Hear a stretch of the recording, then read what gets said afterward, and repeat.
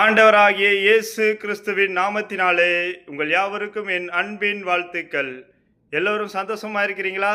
சந்தோஷமா இருங்கள். எப்பொழுதும் கர்த்தருக்குள் சந்தோஷமாயிருங்கள்.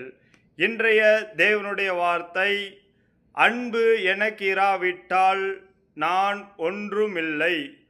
இன்றைய தேவனுடைய வார்த்தை, அன்பு எனக்கு இராவிட்டால் நான் ஒன்றுமில்லை. வாங்கள் தேவனுடைய வார்த்தையை விசுவாசத்துடன் பொறுமையாக நிதானமாக நாம் கேட்போம்.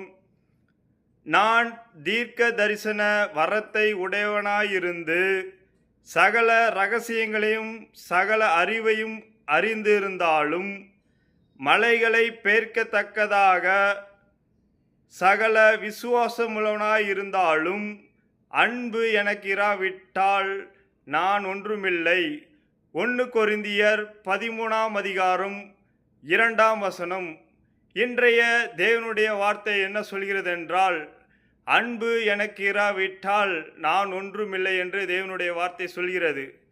தீர்க்க தரிசன வரத்தை உடையவனாயிருந்தாலும் இரகசியங்களை சகல அறிவை அறிந்தாலும் மலைகளை பெயர்க்கத்தக்க விசுவாசம் நம்பிக்கை இருந்தாலும் அன்பு எனக்கு இராவிட்டால் நான் ஒன்றுமில்லை என்று தேவனுடைய வார்த்தை சொல்கிறது. இன்றைய காலகட்டத்தில் நாம் அநேக தீர்க்க தரிசனம் சொல்லும் இடத்திற்கு செல்கிறோம். தேவனுடைய வார்த்தை என்ன சொல்கிறது என்றால், தீர்க்க தரிசனம் சொல்ல நாடுங்கள் என்று தேவனுடைய வார்த்தை சொல்கிறது.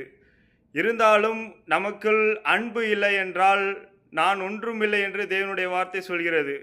நீங்கள் தீர்க்க தரிசன வரத்தை உடையவராய் இருந்தாலும் இரகசியங்களை அறிந்தாலும் மலைகளை பெயர்க்கத்தக்க உங்களுக்குள் இருக்கிற விசுவாசம், அதாவது நம்பிக்கை இருந்தாலும் இவைகளை காட்டிலும் அன்பு உங்களுக்குள் இல்லை என்றால் ஒன்றுக்கும் பிரயோஜனம் இல்லை என்று தேவனுடைய வார்த்தை சொல்கிறது.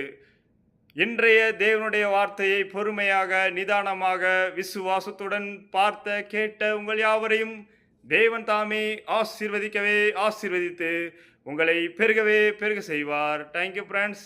மறக்காமல் சப்ஸ்கிரைப் பண்ணுங்கள், லைக் பண்ணுங்கள், கமெண்ட் பண்ணுங்கள்.